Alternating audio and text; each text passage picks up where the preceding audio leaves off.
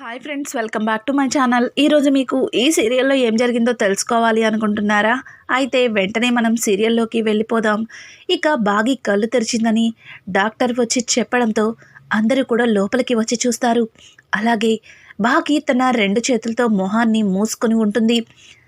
ఏయ్ బాగి, ఏంటే మొహం చూపించకుండా అలా దాచుకున్నావు అని అడగడంతో ఇక బాగి అయితే తన మెడలో ఉన్న తాళి కనిపిస్తుందని, ఆ తాళి కనిపించకుండా ఉండడం కోసమే ఇలా మొహాన్ని మూసుకున్నానని ఇక బాగి తన స్నేహితురాలతో ఇదంతా నువ్వే కావాలని చేస్తున్నావు కదా, నన్ను ఆట పట్టించడానికి అని అడగడంతో ఒసై ఒసై అసలు నువ్వేం మాట్లాడుతున్నావు, నీకు అర్థమవుతుందా?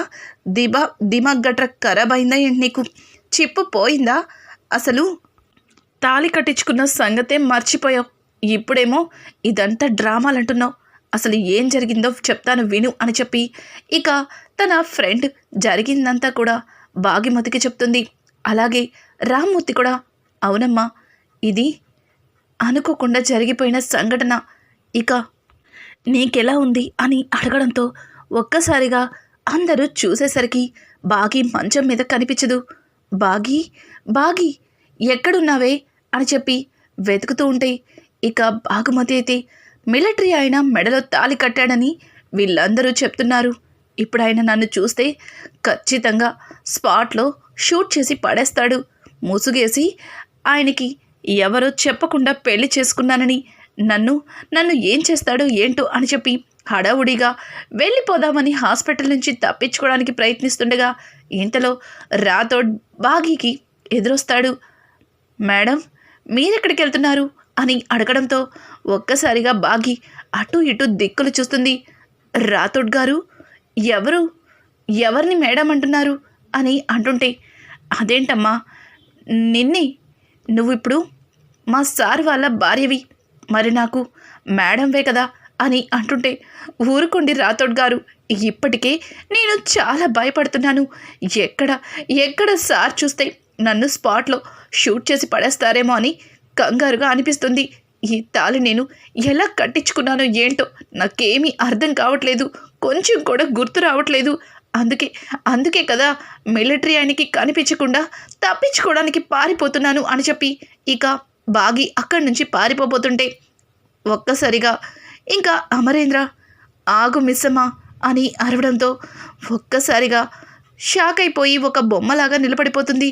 అయిపోయింది, అంతా అయిపోయింది. పెళ్ళి ఆపాలని అనుకున్నాను కానీ ఆయనతోనే తాళి కట్టించుకుంటానని అస్సలు అనుకోలేదు. వచ్చేశాడు, ఖచ్చితంగా ఇప్పుడు నన్ను ఎందుకు తప్పు చేశావని చెప్పి షూట్ చేసి పాడేస్తాడు అని చెప్పడంతో అని అనుకుంటూ వెనక్కి తిరిగి చూస్తుంది. ఇక అక్కడ అమరేంద్ర అలాగే వాళ్ళ అమ్మ నాన్న అందరూ కూడా అక్కడే ఉంటారు. ఇక అమరేంద్ర వాళ్ళ అమ్మ అయితే, మిస్ అమ్మ ఇప్పుడు నీకు ఎలా ఉంది? బాగానే ఉంది కదా, ఇక ఇంటికి బయలుదేరతామా అని అడగడంతో ఏ ఇంటికి అని చెప్పి మిస్సమ్మ భయపడుతూ ఇక ఆవిడ్ని అడుగుతుంది. ఏ ఇంటికి అంటావేంటమ్మా, మన ఇంటికి బయలుదేరదామా అని అడగడంతో, మేడం అక్కడ అని అంటుంటే, ఏంటమ్మా ఇంకా మేడం అని పిలుస్తున్నావు? నోరహరా, అత్తయ్య అని పిలువు, అత్తయ్య అని నువ్వు పిలుస్తుంటే వినాలని ఉంది. ఆ రోజు నువ్వు మాకు భోజనం వడ్డించేటప్పుడు నోరారా అత్తయ్య అని పిలిచావు. నాకు మా అరుంధతినే పిలిచినట్టుగా అనిపించింది. ఇంకా అలానే ఉంటావేంటి? ఏదైతే అది జరిగింది. ఇప్పుడు నువ్వు అమరేంద్రకి భార్యవి, మాకు కోడలివి, పిల్లలకి తల్లివయ్యావు. ఇక ఏం ఆలోచించకు, బయలుదేరు అని చెప్పి ఇక మిస్సమ్మని తీసుకొని ఇంటికైతే బయలుదేరుతారు.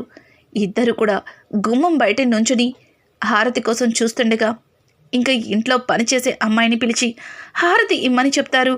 ఒక్కసారిగా ఆ పనిచేసే అమ్మాయి వాళ్ళిద్దరిని చూసి హడావుడిగా మనోహరి దగ్గరికి వెళ్ళి, అమ్మ ఆ మిస్సమ్మ సార్తో కలిసి ఇంటికి వచ్చేసిందమ్మా, వాళ్ళకి హారతి ఇవ్వడానికి నన్నే పిలుస్తున్నారమ్మా అని చెప్పడంతో, ఏంటి ఆ మిస్సమ్మ ఇంట్లోకి వచ్చిందా?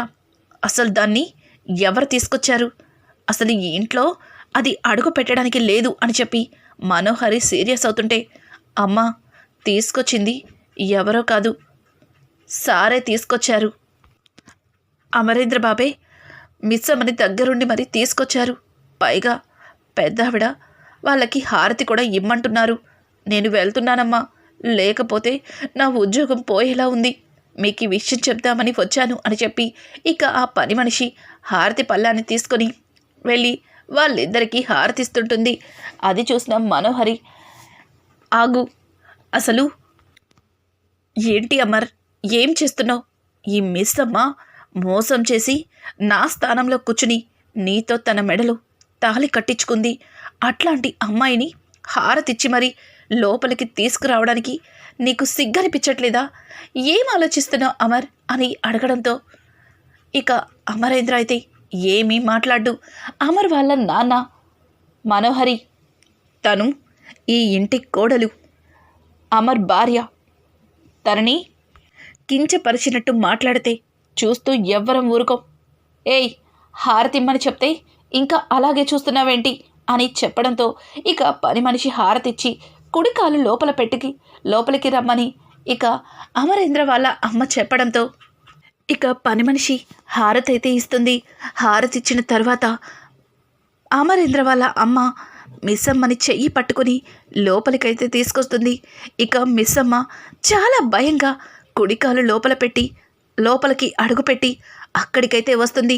ఇక మిస్సమ్మని చూసి వాళ్ళ అత్తగారు చాలా సంతోషిస్తుంది. మిస్సమ్మ, దేవుడి దగ్గర దీపారాధన చెయ్యి. కొత్తగా అడుగుపెట్టిన కోడలు దేవుడి ముందు దీపాన్ని వెలిగించు అని చెప్పడంతో ఇక మిస్సమ్మ పూజా మందిరంలోకి వెళ్ళి దేవుడి దగ్గర దీపాన్ని వెలిగించి హారతి అయితే ఇస్తుంది. అందరికీ కూడా హారతిని తీసుకోమని చెప్తుంది. అలాగే అక్షింతలిచ్చి ఆశీర్వదించమంటే పెద్దవాళ్ళిద్దరూ కూడా అక్షింతలేసి ఆశీర్వదిస్తారు. అలాగే అమర్కి కూడా అక్షింతలతో ఆశీర్వదించమని అమర్ కాళ్ళని తాకుతుంటే ఒక్కసారిగా అమర్ తనని నెట్టుకుంటూ వెళ్ళిపోతుంటాడు. అలా నెట్టుకుంటూ వెళ్ళిపోవడంతో ప్లేట్లో ఉన్న అక్షింతలు పైకి ఎగిరి మిస్సమ్మ తల మీద పడతాయి.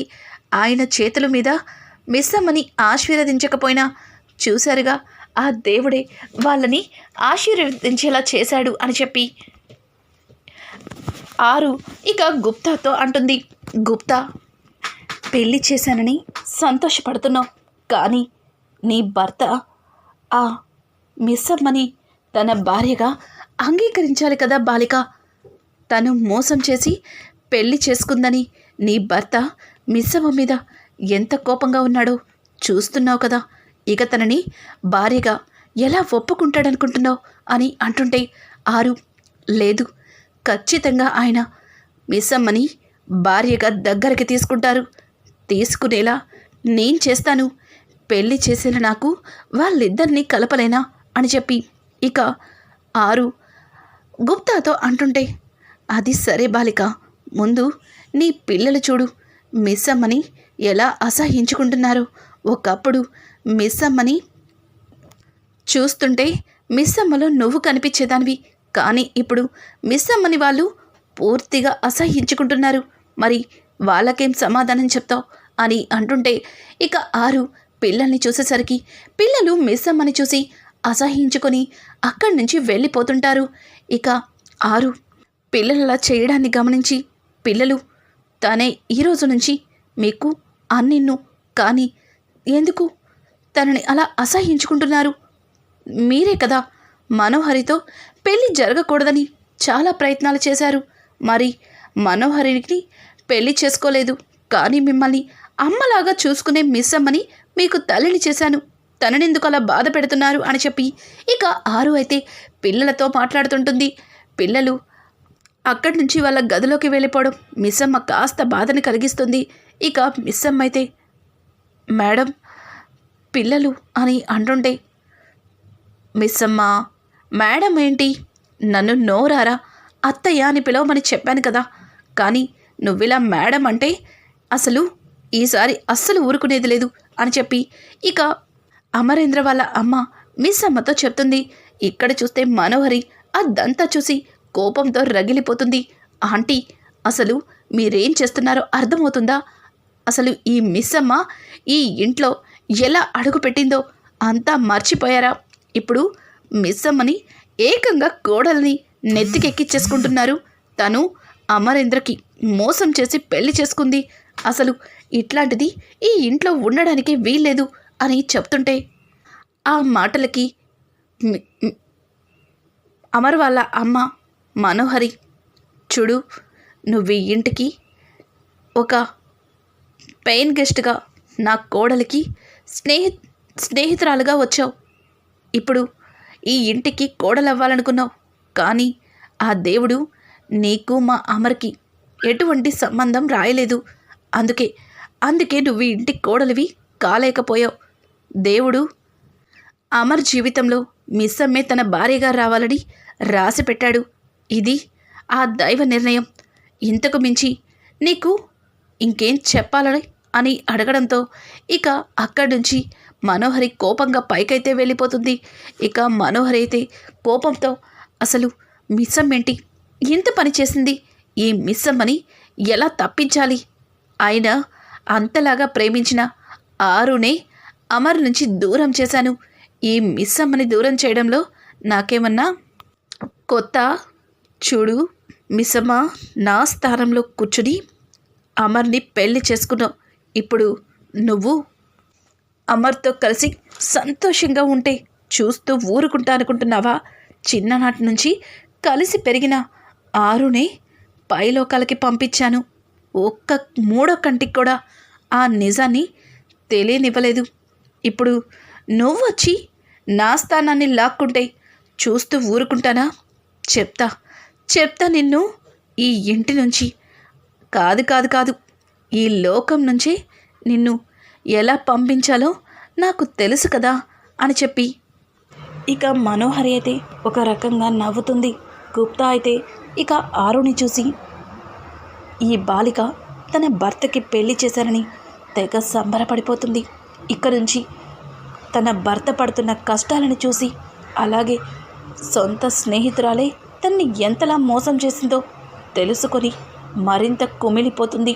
తినే ఆత్మ ఇక ఆత్మకి మనశ్శాంతి ఉండదు అని అనుకుంటూ గుప్తా, జగన్నాథ, నువ్వు వాడుతున్న నాటకం ఎటువైపు మలుపు తిరుగుతుందో నాకే అర్థం కావట్లేదు అని చెప్పి గుప్తా అనుకుంటాడు.